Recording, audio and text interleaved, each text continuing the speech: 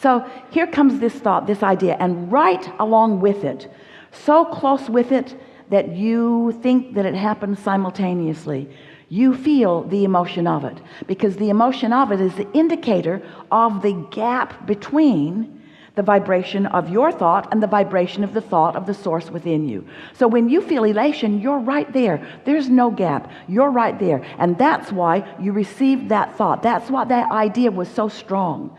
And unless you do something to add resistance to the idea, you could stay on the wavelength of that idea and you could carry it out to its full fruition. And you know that because you've done that on some occasions. So the thoughts are turning to things. The vibration is turning to thought. Now it's a thought. The question is, how long will that thought sustain? How long will you hold the frequency of this great idea? Well, the answer to that usually lies in how long will it take you to tell somebody else about it who doubts it? Because most of you start talking about your ideas before there is enough momentum in them, so there's no evidence of them. You know those people that you call dreamers, those people that have their head in the clouds, those people who never come to any fruition, but they've always got another great idea. You know why it doesn't come to fruition? You talk them out of it, or others like you, because you're gauging what their current success is going to be based upon what their past success has been. And since you haven't seen that much success in them or in yourself, then this new idea usually gets squashed. Jerry wrote a paper many years ago. He taught it to people in financial business that he was mentoring to try to help them to begin to believe more in their prosperity. And his paper was entitled, "Keep Your Ideas to Yourself Until They Are Fully Developed." Because he knew people were getting ideas and then they'd talk to other people about them before they had vibrational momentum. And it's so easy to talk yourself out of a really good idea before it has any vibrational momentum. And you know why it doesn't have any vibrational momentum? Because you think about it, but then you think about the absence of it. You kill the momentum with the contradictory thought. Well, cut that out. If you would not do that, if you could find some way to believe in your desires, to believe in your ideas longer, to hold the doubt at bay, to replace the doubt with belief. So what does that require? That requires, first of all, knowing what we just told you, knowing that it is a vibrational reality that will come to fruition, but you've got to coax it along. No, it isn't that you've got to coax it along. You're not the energy that makes it happen. The energy that creates worlds is the energy that makes it happen. You don't have to coax it along. You just have to stop killing it. You just have to be more optimistic, which means in those early stages, usually you want to be more general about it. The more general you are, the less likely you are to introduce resistance to the idea. So here's this vibration that you are now translating into an idea. So you want to do everything you can to keep that idea alive. And if it begins to wane, if it begins to peter out, if it begins to lose its momentum, if you begin to doubt it, it's time for you in that moment to stop talking about it, stop thinking about it.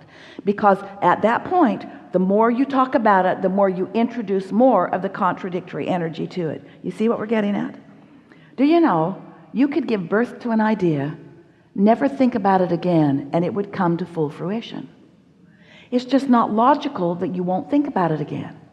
And the things you care about most are the things that you think about most, and the things that you think about most are usually the things that you introduce the most resistance to, because you are worrywarts. So the creative process is 3 steps. The first step is ask, and life causes you to do that. The contrast causes you to know what you want, and you are vibrationally sending the request or the asking.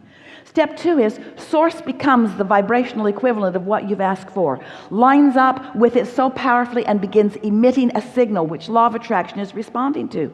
Now that's important to know, because as your inner being is offering a signal about all that you have become, the new amended version of you that you added to just recently with this last negative experience that you had that caused you to want something more than you've ever wanted it before, source lines up with that and is emitting a signal. And think about what you know about law of attraction. Law of attraction is responding to that signal. And because law of attraction is responding to that signal, oh, you're going to love this, we've never said this to you before. Because law of attraction is responding to that signal, that's causing a momentum. A path has opened up. Can you get the sense of that? So now, how does the resistance get on that path? Because you're emitting a signal too. You're standing here in the reality that you call life, having your opinions about it, about the same subject that Source has an opinion about, a clear, sure opinion calling you toward it, but you've got an opinion that might not be going with the flow of it. And that's what causes resistance to be upon the path. Because you get to think about things too. You get to think about them. You should think about them. That's how you carved out the desire to begin with. But the moment that you launched the rocket, Source became so on board with that rocket and is calling all cooperative components toward the fulfillment, the culmination, the full manifestation of what you have carved out. The question is, are you a cooperative component? Or are you still doubting? Are you still basing this upon things that you've lived before? So there's that gap, that vibrational variance between who you really are and who you're allowing yourself to be. And understanding that gap, which is evidenced to you by emotion, is the only thing that you ever need to know about the creating of anything, because it is our promise to you. When you launched the rocket, it became a vibrational reality. And now you have every means available to you for you to become in the receptive mode so that you can translate that vibrational reality into the full-fledged, manifested, see it, hear it, smell it, taste it, touch it reality. And that, friends, is why you're here in these bodies. Because it is so much fun to decide from your unique and important vantage point what you want. This is what the evolution of all species is about. Life causes you to ask for more. That's what makes us all eternal, you see. And so as you ask and Source answers, and then you pay attention to the way you feel, and you get into the receptive mode, then the ideas begin occurring to you, and you are on this joyous path of never-ending unfolding. You cannot get it wrong, and you never get it done. And the reason you can't get it wrong is because you never get it done. Doesn't matter where you stand. Where you stand is always causing you to ask for something more. And the fact that you've asked for it means Source has already found it and is calling you toward it. And if you will care deeply, we want to say singularly about how you feel. If you will let that be your first priority, then you're going to start having a very good time immediately, and the evidence of your alignment is going to be apparent not just to you but to everyone who sees you. So now you know everything we know, everything that matters. We are eager to talk with you about anything that is important to you. There is nothing off limits. You will notice a wonderful unfolding as we talk together. Sometimes someone else will do a better job of ferreting out for you what you are wanting to know, even than if you were sitting in the chair. So don't worry about whether you get called up or not. As we said to you, your Source knows where you are in relationship to what you are asking for, and knows the path of least resistance to help you find your way there. You are the creator of your reality, and it is so much fun when you get in the driver's seat and really begin consciously understanding how to do it. So, what do you want to talk about?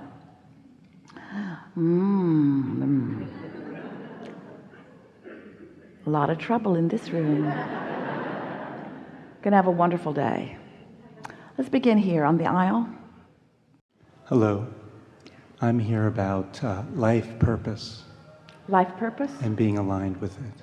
We're going to give you just a very brief basis, but then we're going to get right into reflecting back to you some of what we already said here today. Because the basis of your life is absolute freedom. You're so free you can choose bondage. Mm-hmm. The purpose of life is really joyous being. And the result of it is never-ending expansion. Now, the never-ending expansion is happening whether you're allowing yourself to be joyous or not. But when you get your mind upon the joy rather than the growth, we say to you, freedom, growth, and joy. And you say, we hear you, growth, growth, growth. We say freedom and growth and joy. Yeah, growth, growth, growth, growth, growth. Purpose, purpose, purpose, purpose of life. Why am I here? You get so diligent. You want to make sure that you do what you came to do. And so we want you to reflect back on what we just said to you. How could you possibly do what you came to do if you're not in concert with this vibration that is really who you are? In other words, do you get it that this source energy part of you is added to with everything that you ask for? The non-physical part of you is evolving and expanding as a result of what you are sifting through here in this time-space reality. And so the purpose of your life is being fulfilled, even if you stay dark and ornery all your life, because you are emitting the signals, and the non-physical part of you is having the expansion and finding that vibrational stance, and everything is coming to it. But you're here in this body because you want the manifestation of that expansion. We haven't said that to you before either. Did you hear that? You're here in this body to experience the expansion of your own vibrational evolution. And so the way you know if you're on track is by how much fun you're having, how much joy you're having, how many moments of appreciation you have, how interested you are in things.